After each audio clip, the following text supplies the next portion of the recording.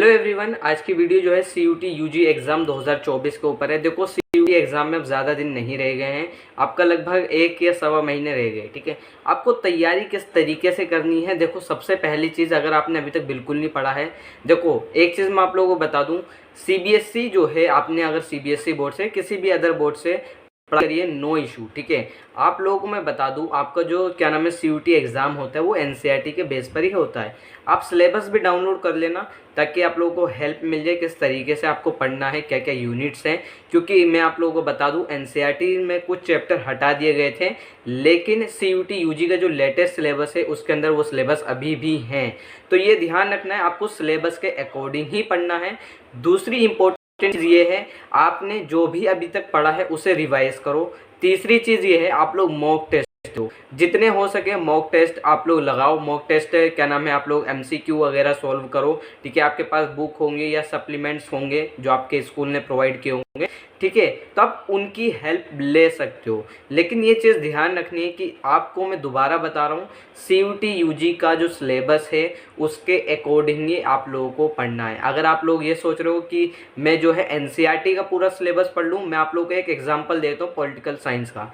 NCERT का जो latest syllabus political science का है उसके अंदर 2 से 3 चैप्टर जो है रिमूव हो चुके हैं। लेकिन अगर आप सीयूटी यूजी का सिलेबस देखोगे तो उसके अंदर रिमूव नहीं हुआ है। तो ये इंपॉर्टेंट चीज़ है, आप लोग बता रहा हूँ कि सीयूटी के सिलेबस के अकॉर्डिंग पढ़ाई करो।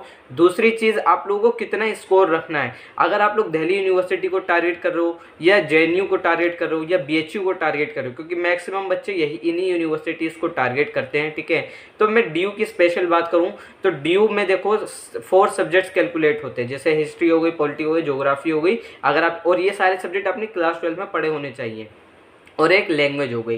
तो आपके 4 सब्जेक्ट जो है कंसिडर करता है दिल्ली यूनिवर्सिटी। अब ये ध्यान रखना है, यानी 4 यानी 800 नंबर। तो 800 नंबर में से अगर आपको नॉर्थ कैंपस चाहिए या साउथ कैंपस चाहिए, अगर नॉर्थ कैंपस चाहिए तो मैं यही कहूँगा कि आप लोग इतना स्कोर बना के चलो कि आपके 750 से ऊपर नंबर आए या 730 से ऊपर नंबर आए, तो आपको नॉर्थ कैंपस अलॉट हो जाएगा। अब ये डिपेंड करता है आप किस कोर्स को टारगेट कर रहे हो।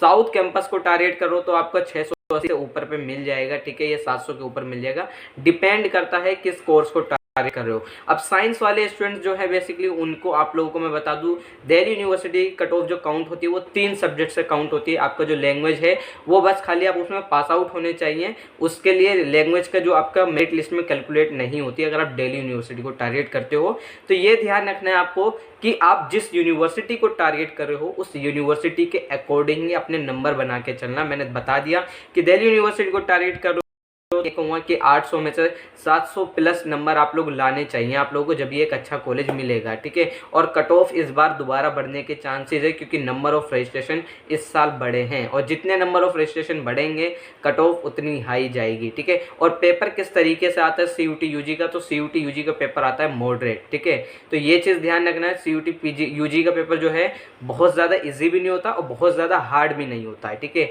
अगर आप लोगों ने एनसीईआरटी, देखो आप लोगों ने अपना पेपर दे दिया है, आप चाहे किसी भी बोर्ड से हो, आप लोगों ने अपना एग्जाम दे दिया क्लास 12 का, तो आधे से ज़्यादा तो आपने जो क्लास 12 में पढ़ा था वही होता है। ठीक है, वही सिलेबस आपका सीटीजी के अंदर होता है, कोई एडिशनल नहीं होता।